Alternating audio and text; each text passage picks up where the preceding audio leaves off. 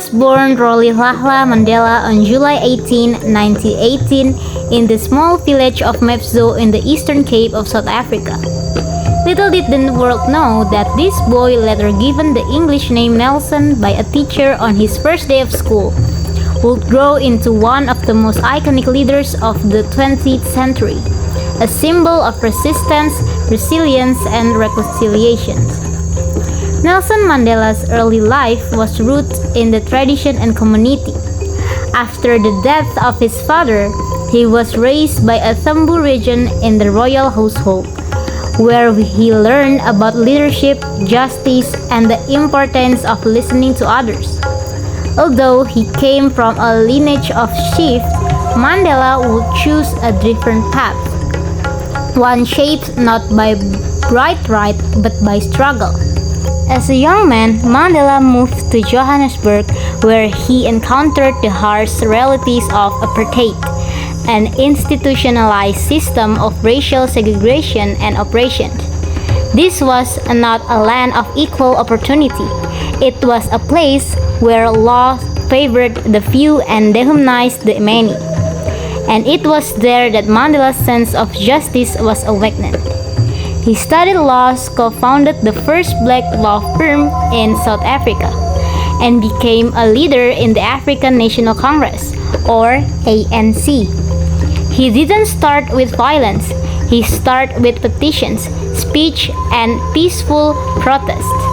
But when the government responded with brutality, Mandela helped from the ANC's armed wing, Umkhonto we Sizwe. He believed, as he once said, that it is the oppressor, not the oppressed, who dictates the form of struggle. In 1962, Mandela was arrested and later sentenced to life imprisonment for sabotage and conspiracy. He would spend 27 years behind bars, mostly on Robben Island, yet the prison walls could not silence him. In fact, the world began to listen more closely. From a tiny cell, Mandela became a global symbol of hope and resistance. He never saw himself as a saint. In his own words, he said, "I'm not a saint unless you think of a saint as a sinner who keeps on trying." And try he did. Even in prison, he studied, negotiated, and waited for the right moment to help shape a new South Africa. That moment came in 1990 when he was finally released. The world watched as this man, who had been locked away from nearly 3 decades, walked free not with anger but with purpose. He was not seeking revenge, he was seeking peace.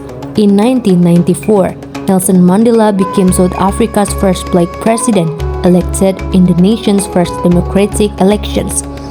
His presidency was marked not by triumphalism, but by the hard work of reconciliation.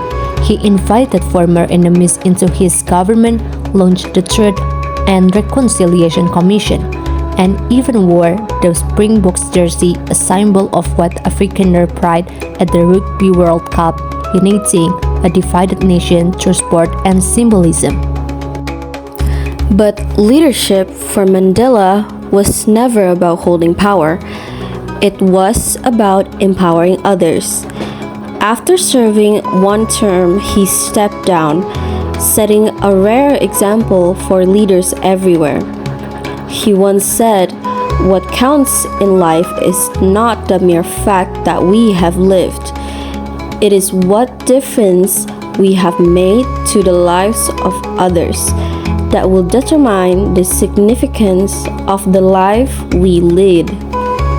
In his later years, Mandela remained a respected elder statesman and humanitarian, advocating for peace, education, and the fight against HIV or AIDS.